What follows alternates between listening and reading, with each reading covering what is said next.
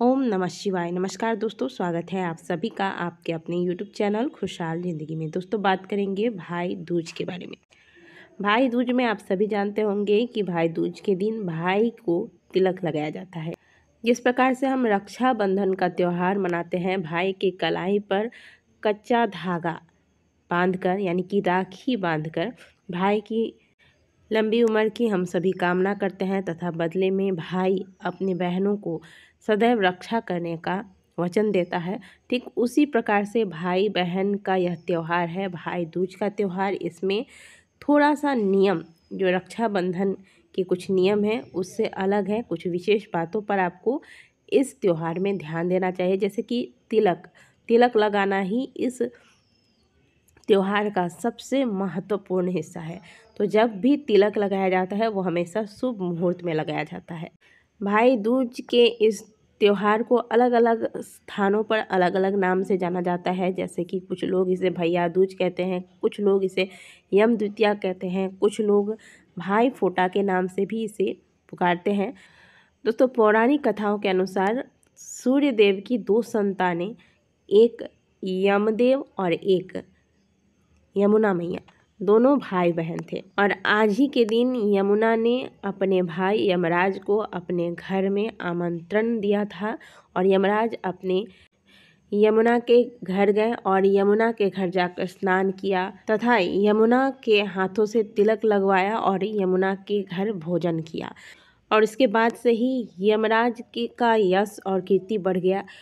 जब यमराज यमुना के घर से वापस आने लगे तो उन्होंने अपनी बहन से मनोवांछित वर मांगने के लिए, तब यमुना जी ने अपने भाई से कहा कि यदि आप मुझसे प्रसन्न हैं और कुछ वरदान देना ही चाहते हैं तो मुझे यह वचन दीजिए कि प्रत्येक वर्ष आज ही के दिन यानी कि कार्तिक मास के शुक्ल पक्ष की दूज तिथि पर आप मेरे घर आएंगे, यही वरदान आप मुझे दीजिए।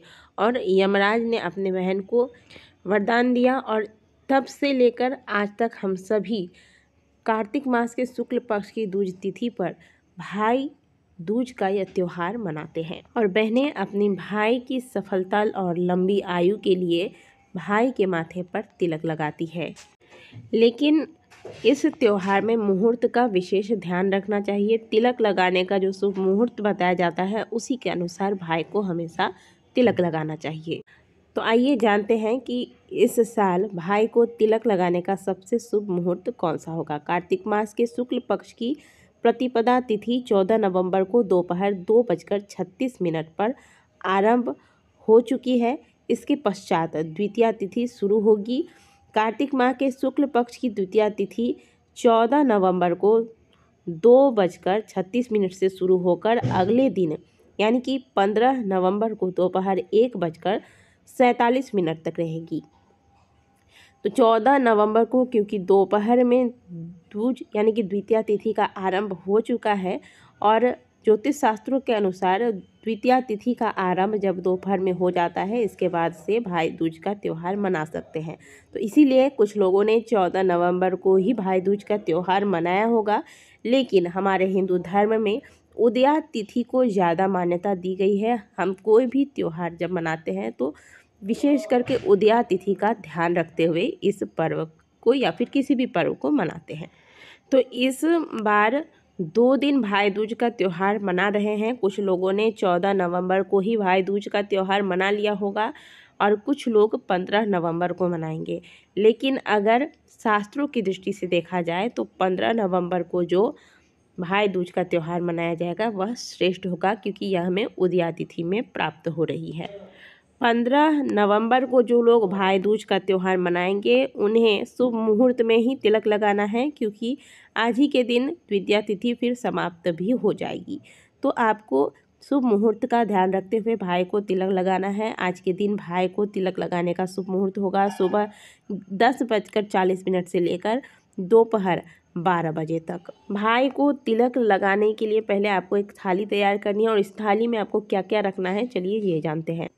सबसे पहली बात, इस पर्व में जो नियम है उसमें जो व्याहता बहनें हैं उन्हें रक्षाबंधन में कई बार होता है कि बहनें ही भाई के पास चली आती हैं, लेकिन भाई को जब आप तिलक लगा रहे हैं भाई दूज में, तो इसके लिए भाई को ही बहन के घर जाना चाहिए। जैसा कि हमने आपको यमराज और यमुना मैया की कहानी बताई, उसी प्रकार से बहन को भाई को निमंत्रण देना चाहिए एक दिन पहले। इसके बाद भाई अपने बहन के घर जाए, वहाँ स्नान करे, तिलक लगवाएं और बहन के यहाँ भोजन करें। भाई को जब तिलक लगाएंगे तो भाई को इस प्रकार से बैठाएं कि भाई का मुंह पूर्व दिशा की ओर हो। भूल से भी भाई का मुंह दक्षिण दिशा की ओर ना हो और भाई का जो सर है वह ढका हो। भाई के सर पे एक रुमाल अवश्य रख दीजिएगा। इसके बाद भाई को तिलक करेंगे और तिलक लगाने के बाद भाई के तिलक पर आपको अक्षत अवश्य लगाना है। अक्षत लगाने के बाद भाई की कलाई पर रक्षा सूत्र बांधिए और इसके बाद भाई का मुंह मीठा करने के लिए कुछ ना कुछ मिठाई अवश्य रखिएगा थाली में और भाई का मुंह मीठा करें। और भाई का भी फर्ज बनता है कि आज के दिन जब बहनें आपके लिए व्रत रखती हैं और आपकी मंगल कामना करते हुए आपको तिलक लगाती हैं, तो बहनों को आप उनकी सदैव रक्षा करने की, हमेशा उनका साथ निभाने का वचन दें और कुछ न कुछ आप उपहार स्वरूप जैसा आपसे बन सके अपने बहनों को अवश्य दें। वैसे भी हमारे यहाँ की यह रीत है कि बहनों के घर कभी भी भाई हो या पिता हो, कभी भी खाली हाथ नहीं जाना चाहिए, तो बहनों के लिए कुछ न कुछ लेकर अवश्य जाएं। आज के दिन भाई के माथे पर तिलक लगाकर और शाम के वक्त बहनें यम के निमित्त दीपदान करें। इससे यम की कुदृष्टि से भाई की रक्षा होती है। यम दीप आज के दिन शाम के वक्त अवश्य लगाइएगा। और यम दीप लगाने की विधि तो हमने आपको पहले भी बताई है, तो उसी विधि से यम दीप लगाइएगा। आज 5 दिवसीय जो हमारा दिवाली का त्यौहार था वह समापन की ओर है, तो यम के निमित्त दीप दान करें। यमदेव से अपने और अपने पूरे परिवार की, अपने भाई की मंगल कामना करें तथा अकाल मृत्यु से के भय से बचाव के लिए प्रार्थना करें। यम की कुदृष्टि से सदैव हमारे परिवार की रक्षा हो, हमारे भाई की रक्षा हो, हमारी रक्षा हो, इस प्रकार की कामना के साथ यह दीपक लगाया जाता है। तो दोस्तों 15 नवंबर को उदया तिथि में जो हम लगाने वाले हैं भाई को तिलक, उसकी जो शुभ मुहूर्त है इसको ध्यान में रखते हुए ही भाई को तिलक लगाइएगा। वीडियो अगर अच्छी लगी है तो वीडियो को लाइक कीजिएगा, कमेंट बॉक्स में हर हर महादेव अवश्य लिखिएगा।